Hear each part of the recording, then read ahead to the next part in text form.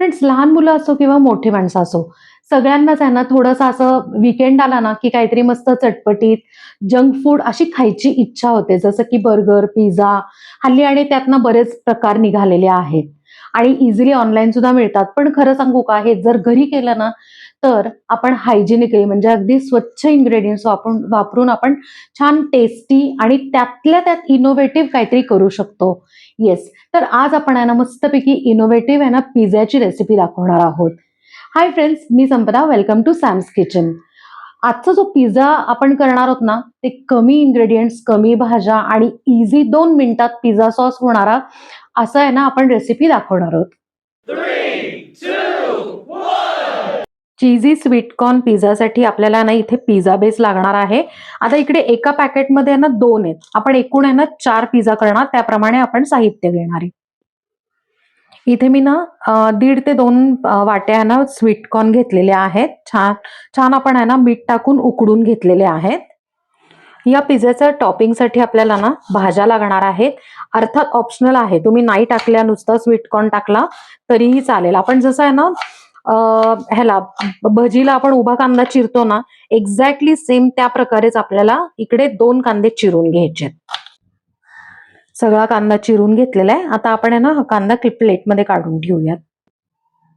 इथे आपण 2 ढोबळी मिरची घेतलेल्या आहेत. ह्यातले ना बी काढून घेतलेली आहे. फक्त एक असा हाफ कट करायचा आणि लांब जसे स्ट्रिंग्स असतात किंवा आपण कांदा जसा चिरलाय ना, एक्झॅक्टली त्या पद्धतीने आपण असा चिरून घ्यायचा आहे. हे दिसायला पण पिझ्झाला खूप सुंदर दिसतं बरं का. ढोबळी मिरची पण आपण चिरून घेतलेली आहे अशा पद्धतीने.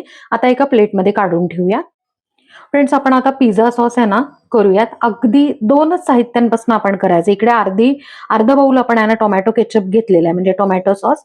त्यातनं 2 ते 3 चमचे आपण आहे ना चिली सॉस घालायचा आहे आणि अशा पद्धतीने पिझ्झा सॉस इन्स्टंट कमी वेळात आणि कमी साहित्यातला तयार झालेला आहे. आता आपण पिझ्झा करायला घेऊया. आता आपण पिझ्झा करायला घेण्याच्या आधी ना एक महत्वाची स्टेप आहे. इथे मी आहे ना पॅन तापवायला ठेवलेला आहे आणि आपण आता इथे सॉस, भाज्या वगैरे सगळं इथे लावणार आहे.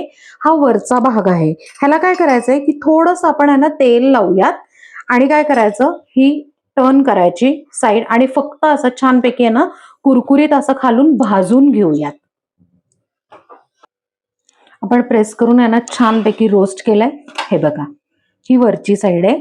आता काय करायचं, 1-2 मिनिटं आपण आहे ना हा जो पिझ्झा बेस जो आहे तो आपण काढून ठेवायचा आहे.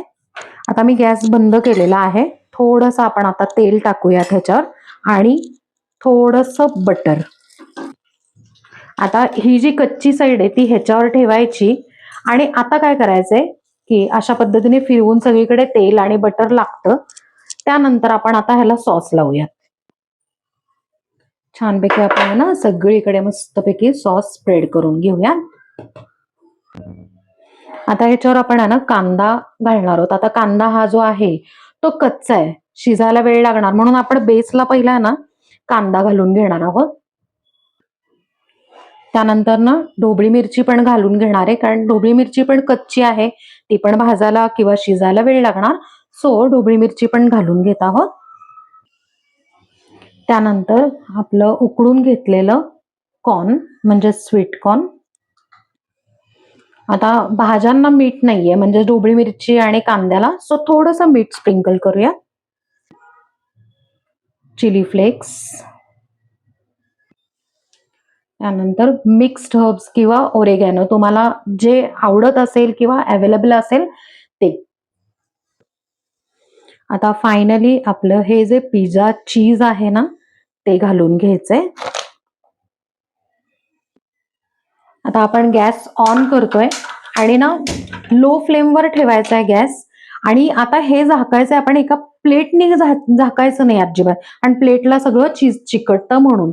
असा एखादा कुंडा वगैरे घ्यायचा किंवा छोटी कढई आणि ते झाकायचं. एक 5 ते 7 मिनिटं आपण आहे ना लो फ्लेमवर मस्तपैकी क्रस्ट म्हणजेच कुरकुरीत करून घेऊया. 6 मिनिटं झालेत. आपण आहे ना काढून आता हे चेक करूया.